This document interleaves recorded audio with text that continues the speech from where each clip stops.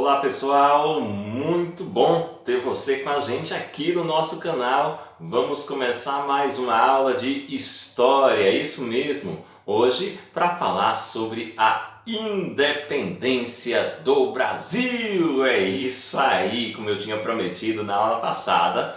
Nessa semana a gente fala sobre a independência, sobre esse processo de independência, sobre o famoso grito de independência ou morte! Independência ou morte! Pois bem, gente, olha só. A gente tinha falado na aula passada que as cortes portuguesas estavam pressionando Dom João a voltar para Portugal, não foi isso? E que ele teve que voltar para Portugal. Só que antes de ir, ele deixou aqui o seu filho, Dom Pedro. Isso, Dom Pedro, ele permaneceu aqui no Brasil para garantir, para assegurar de que a família continuaria no trono, não é? E as cortes portuguesas continuaram pressionando para que havia aí duas forças. A corte portuguesa pressionando para que Dom Pedro voltasse ao Brasil, a Portugal, né?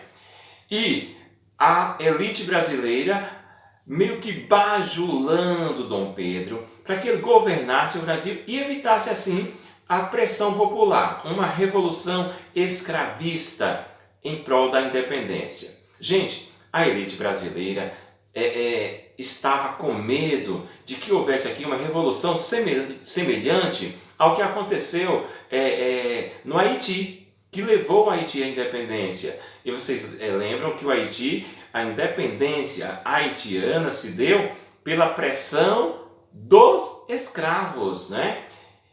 Olha só, havia aí esse temor por essa rebelião escravista, semelhante à do Haiti.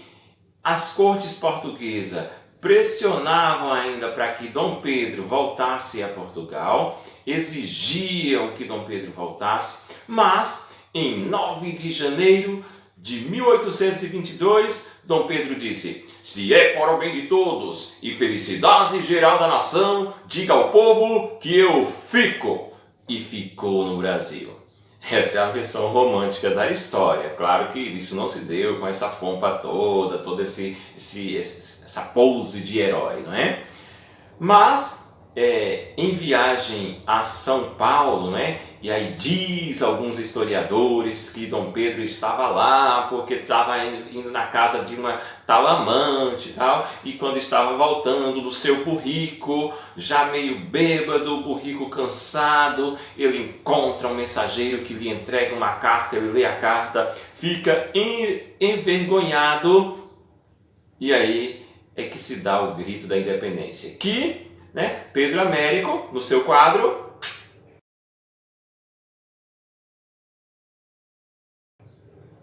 isso, nesse quadro aí.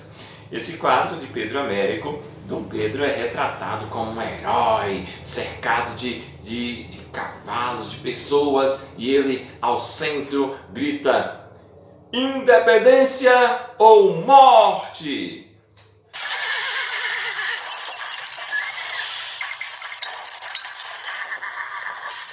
De agora em diante, estamos de relações cortadas. Soldados, em forma! Independência ou morte! Independência ou morte! Mas esse quadro apenas foi uma encomenda, não é, da corte brasileira na época para que retratasse esse ato heróico. Precisava se criar heróis, não é, pessoal? Precisava criar heróis para exaltar essa pátria, para exaltar o povo. Mas, convenhamos, não foi bem assim, não é? Olha só, as cortes portuguesas haviam reduzido, né, o poder do príncipe regente no Brasil. Aí, José Bonifácio, que era ministro de Estado, ele aconselhara Dom Pedro a romper de vez os laços com Portugal. E, em 7 de setembro de 1822, ele, às margens do rio Ipiranga, dá o grito da independência. E um mês depois, aí já em outubro ele se torna imperador do Brasil.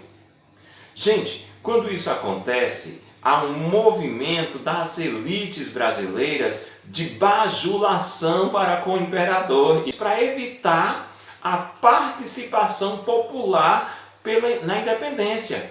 E o que? Garantir os privilégios que essa elite tinha com o imperador na época.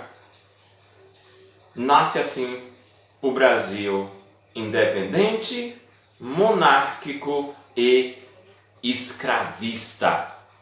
Isso porque a elite brasileira meio que manipulou para garantir ainda os seus privilégios. Coisa que acontece nos dias de hoje também, essa garantia dos privilégios, há uma manipulação da elite para permanecer no poder e não permitir que haja uma ascensão popular. Na nossa próxima aula, a gente segue estudando história, a gente vai falar desse Brasil independente, a gente vai falar desse novo Brasil pós-grito de independência. Até lá, pessoal!